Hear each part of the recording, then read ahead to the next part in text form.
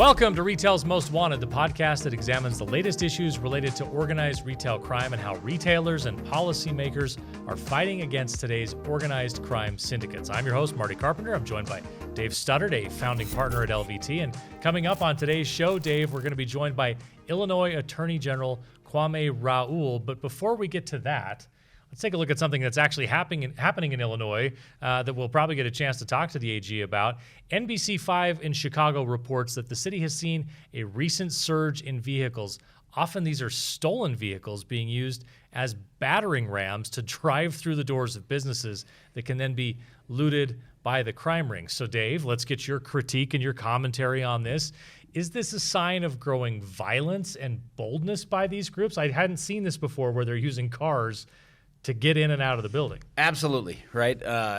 These organizations are doing anything and everything they can to beat the system. And if that, entails a heightened level of violence, they're not opposed to that, as is evidenced by this video, right? Smash and grabs are one thing, crash and grabs are a whole new ballgame. Do they, in these instances, I imagine if the car can get back out of the window or back out of the door, they take the car with them. But I suppose in some instances they're leaving the cars behind. For sure, and we've seen all kinds. It's not always a car. We've seen backhoes, 18-wheelers, you name it, they'll use it. If they can take it when they're done, I'm sure they might. It reminds me a little bit of the Batman movie where they rob the bank because they back the school bus into it. It's kind of the same principle. Yeah, never seen it. You have. Well, I'm glad I brought it up. Okay. We're going to have to go. We're going to get Dave a chance to see a movie that everyone else in America saw. But first, we're going to connect with the Attorney General of Illinois, Kwame Raoul. That's coming up right after this. Retail's Most Wanted is brought to you in partnership with the Attorney General Alliance, where U.S. state attorneys general collaborate on emerging legal issues and the rule of law at home and across borders. Learn more at agalliance.com. Retail's Most Wanted is brought to you in partnership with LVT, securing physical environments through intelligent automation. Learn more at lvt.com. That's lvt.com. Born in Chicago to Haitian immigrants, Illinois Attorney General Kwame Raoul brings a lifetime of legal and policy experience, advocacy, and public service to the Office of Attorney General. As the state's chief legal law enforcement officer since January of 2019, General Raoul has demonstrated a commitment to protecting Illinois residents by leading the People's Law Firm. He's initiated efforts to provide aid to those impacted by violence, defend the rights of workers, and protect consumers from scams, especially throughout the COVID-19 global pandemic. And most germane to our conversation, he is also the co-chair of the ORC work group at the AGA, along with General Chris Carr from Georgia, who was on the show just a week or so ago. It was great to have him, and it's even just as great, if not better, to have you. So General Raoul, thanks so much for being with us. We appreciate your time. Thanks for having me, and thanks for the opportunity to discuss this topic. And General Carr and I have had good exchanges on this over the past years, and I enjoy working with him on a bipartisan basis to work on this challenge. Yeah, I appreciate that. Let's start here. Beyond the immediate thefts, how does organized retail crime impact communities and customers and tax revenue from your experience in Illinois? Yes, in multiple ways. First off, the organized retail crime, as opposed to just an ordinary everyday retail theft of a small item for personal use, is often connected to other crimes as well, and it's more violent in nature in many cases. It's brazen. The proceeds are sometimes used to fund other criminal activity. The impact on the immediate community can involve closing down of stores because of shrinkage and because of lack of viability of stores within certain geographic areas. It makes it such that people are fearful to enjoy that in-person shopping, and it's just some people to maybe the online marketplace to do their shopping while, some sectors of the population, you think of many seniors, are not as accustomed to online shopping and they just like the traditional shopping where they are able to go into brick and mortar stores and, see and feel what they're going to buy, hopefully without fear of one of these brazen acts being committed. General, thank you very much, first for being here. But I'm curious, what inspired you to establish the Organized Retail Crime Task Force, and how has that evolved since its inception? Yeah, so first off, I have to answer that question beginning with a confession. Perhaps maybe 4 years ago, I didn't know what organized retail crime was. So you all could have had me on this podcast, asked me something about organized retail crime, and I would have said, "What is that? You mean just ordinary retail theft? Why do you call it organized retail crime?" And so my initial exposure was through a connection, facilitated in part by AGA, the Attorney General Alliance, with a representative of Home Depot. And this was during, a fairly high point in the pandemic, and I was out in Denver, Colorado. He and I probably were the only two people in this hotel because people weren't traveling at the time. So it gave us some time to spend with one another, and he showed me video of some of the brazen acts, criminal acts taking place within their stores.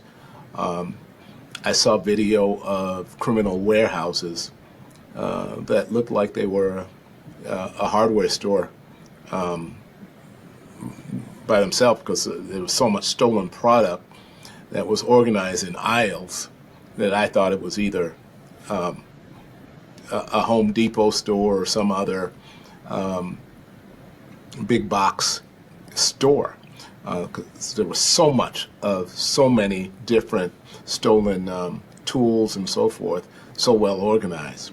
And that just suggested to me that this is not retail theft as I traditionally understood it. This is something of greater sophistication. So I came back home and asked my team of criminal prosecutors and investigators, and I've been able to recruit a pretty experienced team of people with over 30 years of prosecutorial experience or investigatory experience. And I asked them, I said, "Have you heard of organized retail crime?" And most of them actually said, "No."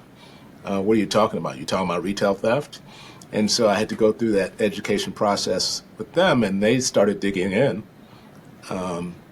And so we realized the serious nature of this, and we decided to take it serious and to take it on. And I'm proud of my team because they took it serious, and we decided that we were going to approach it by way of task force, so we can have take off with the sort of a comprehensive approach to tackling the problem.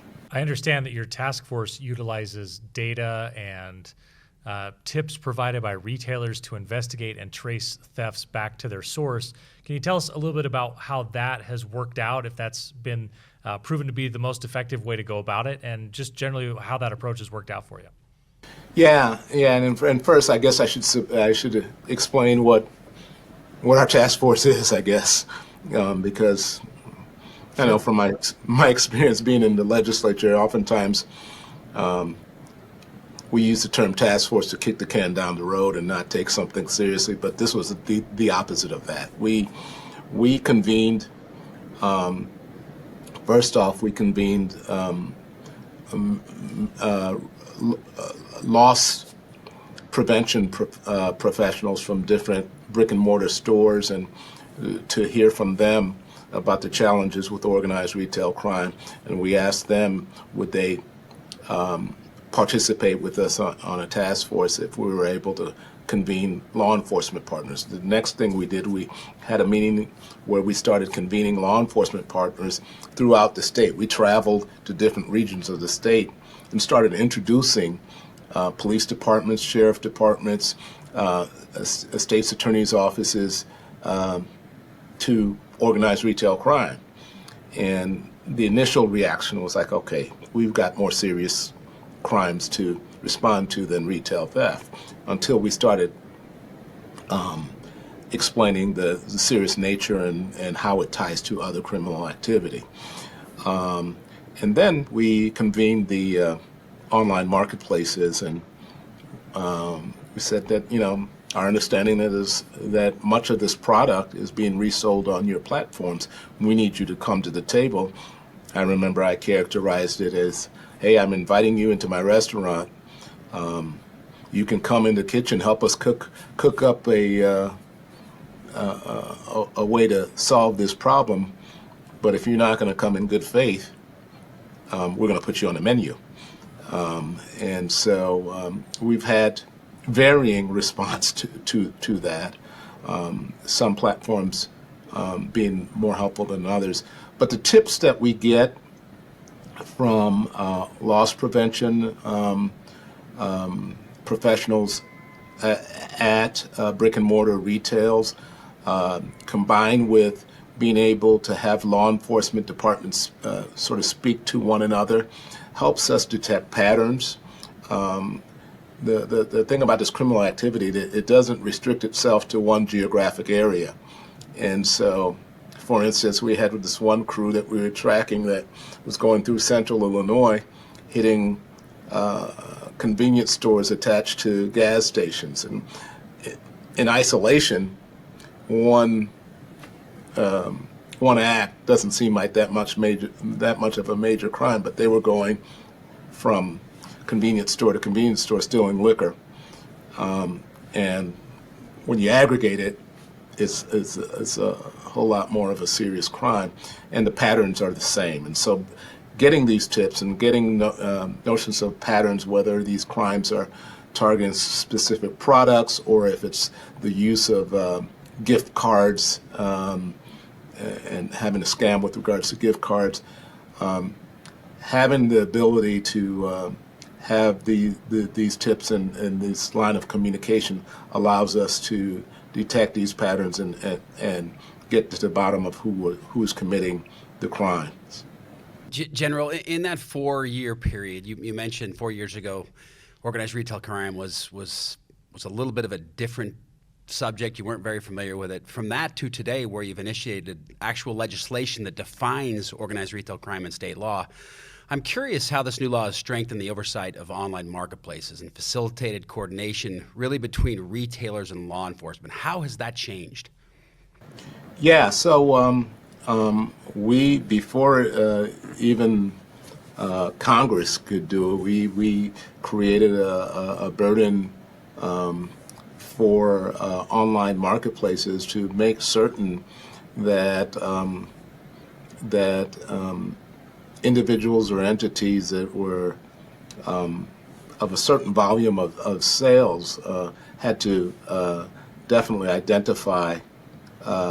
They had to go through identification procedures to make sure that they know who is selling, and such that if there are challenges and if there's belief that stolen products are being sold, that there can be accountability mechanism for that vendor that's selling that stolen product. That's step one with regards to our collaboration with online marketplaces. I think, I'd like to lift up eBay, for example. I think they've been fairly collaborative on helping us track down those who are monetizing the proceeds of these, again, brazen acts being committed at brick and mortar stores by trying to resell it on their platform. And, I think that's important because in all of this, it's important for us to identify best practices that all of the online platforms can utilize, such that we cut off the line to the monetization of the easy monetizing the proceeds of these brazen acts. You've taken a very proactive role in attacking organized retail crime within your state, but you're not stopping there. You're also in a leadership role at the Attorney General Alliance. What are you trying to accomplish, or what do you hope to accomplish when it comes to organized retail crime with your leadership role there at the AGA? I think there's several things. I think one, just like I said, within our state, that organized retail crime does not restrict itself to a certain municipality or a certain county.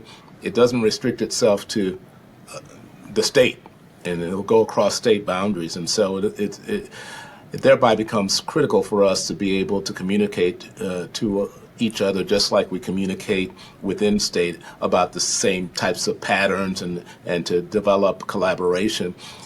Secondly, I think it's important, and I think we've done a great job, both individually within our states, but collaboratively, of lifting this up.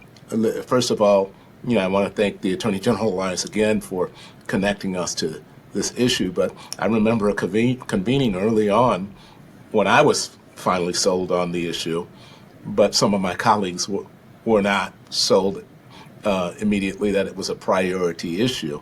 And I remember one colleague, who I won't name, said, well, this is not really an issue in my state.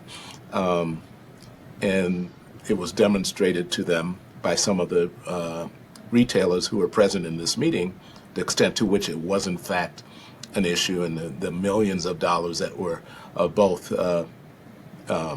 tax revenue as well as lost items to the retailers that were being lost as a result of this.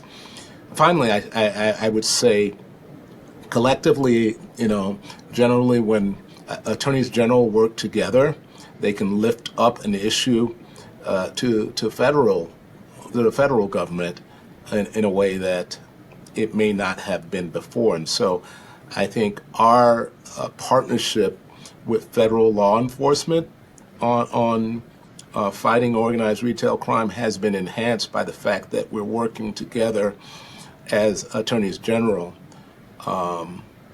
to lift this up as a serious concern that otherwise would not be prioritized. Again, if somebody hears for the first time retail crime, they think of, somebody's stealing a quart of milk or something, or a single item for their personal use. But this is a lot more sophisticated, even a lot more sophisticated than a lot of the media networks cover it. As to how they cover it. They cover just that low-level offender that many times are just being used as mules, and to go in and smash a window, and they're given shopping lists or told what to steal. And the rings are a lot more sophisticated than that front-end actor. And so it's important for us to collaborate as law enforcement to trace it all the way up to the heads of these criminal rings. General Raoul, I've heard you say several times the brazen nature of these rings, and they absolutely are. They're very sophisticated. They're orchestrated. I'm curious.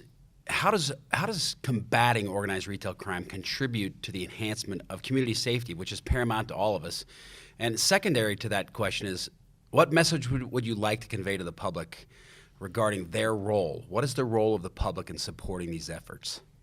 When you see, like as I sit and talk to you right now, I'm sitting in downtown Chicago, and we like to lift up our magnificent mile, and it's sort of a jewel of the Chicago area, something that drives our tourism.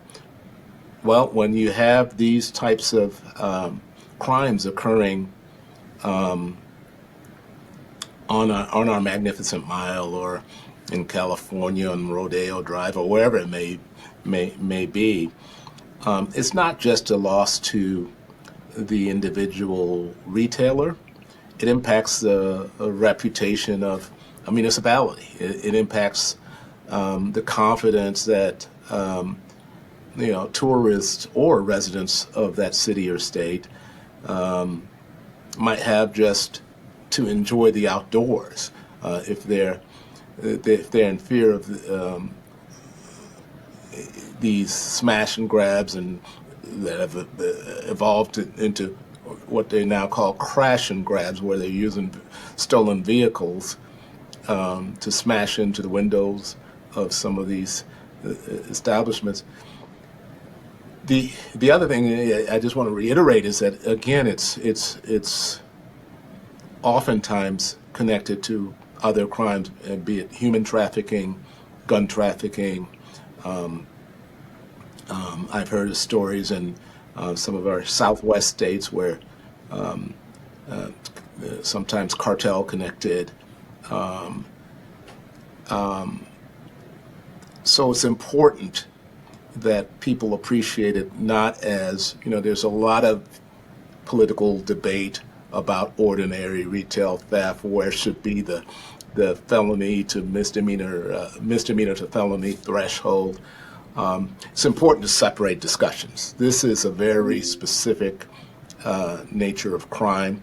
That's why I went to my legislature and I said, okay, you have the retail theft statute. I want to create an organized retail crime statute, separate and apart from the retail theft statute, that recognizes that this is specific activity that involves reselling of items in a very sophisticated way, that involves violence in the commission of the crime, that involves people acting in collaboration, such that the organized retail crime statute allows us to aggregate offenses when people are acting in concert, even if they don't, what they individually stole didn't exceed the threshold for it being a felony. If they're acting in concert with 20 other people to do it, guess what? You just committed a felony. And so we want to deter that type of activity. And it's important for the public at large to be able to collaborate with law enforcement in order for us to solve these crimes, and not to feel like it's just a low-level crime that just happened to this one store, because the reality is when you have these crews, they leave one store and they're targeting another store, oftentimes in the same day. So you've put together a task force, you've worked with your legislature, you're leading this issue at a national level with the AGA. Looking ahead, General, are there any other upcoming initiatives to further combat organized retail theft in Illinois or across the country? What's on the horizon? Yeah, so something we've already started. When we went to the legislature, we not only were seeking language to deal with online marketplaces and make sure they were verifying their vendors. We not only wanted this specific scheme of crime to be recognized in our criminal code, but we also realized in order to fight this, we needed resources. And so the legislature did provide some resources for us to use in a grant program. And it's funny, in these days of people advocating for the defunding the police, we actually get to fund police departments that concentrate on this criminal activity.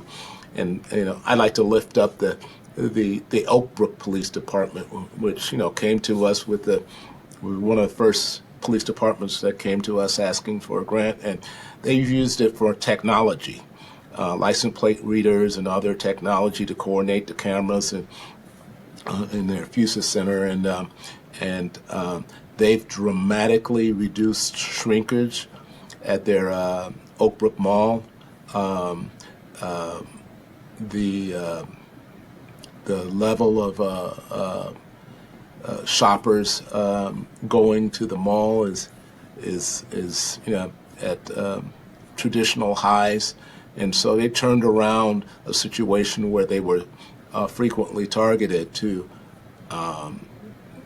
creating a situation with our help and the collaboration of different law enforcement departments to reversing the trend and making the Oak Brook Mall a place where people feel safe going to, and where retailers are not losing the product that they were once losing. Similarly, we supported the Cook County Sheriff's Department that supplemented the Chicago Police Department in the downtown area, and they have some interesting ongoing investigations that I can't share much about because when we engage in these investigations, we want to go beyond the initial arrest of the low-level perpetrator. We want to get to those who are sending them out there in the first place. General, two big thank yous. First, thank you for joining us today. Second, and this is the big thank you sincerely for all the hard work in fighting organized retail crime. This is a very important topic to all Americans, and your work is making our community safer, and we are sincerely thankful for that. So thank you, kind sir. Well, thank you for having me, and thank you for lifting up this topic because I think it's an important one. Great to have Attorney General Raoul with us. My takeaway from that is he's working on all levels, right? He's taking this very seriously in Illinois. He's taking the issue national. And it's interesting to hear that it's not an issue that was really on his radar when he got into office. You know, it is really interesting because that's probably true for most of us. Most of us on this podcast 4 or 5 years ago had no idea what organized retail crime. And it also speaks to the strength today of organized retail crime. It's been such a meteoric rise of an issue where really none of us 4 years ago were addressing the issue. Today, as General mentioned, today we're implementing legislation, we're building task force, we're really addressing the issue because it's such an issue. Yeah, he did it as a little bit of a confession. Hey, I didn't even know about this when I came into office. But then if you listen to him as he went on, neither did his legislature, neither did most people in his state, neither did the people he recruited to come work on it. Yeah. But they've gotten their act together on it very quickly, and now, in a leadership position nationally on it. Great stuff. Yeah. All right, that's it for this episode of Retail's Most Wanted. Thanks to our presenting sponsors, LVT and the Attorney General Alliance. Don't forget to hit that subscribe or follow button so you can catch each new episode. We drop a new one every 2 weeks. Thanks for being with us, everyone, and keep up the good fight.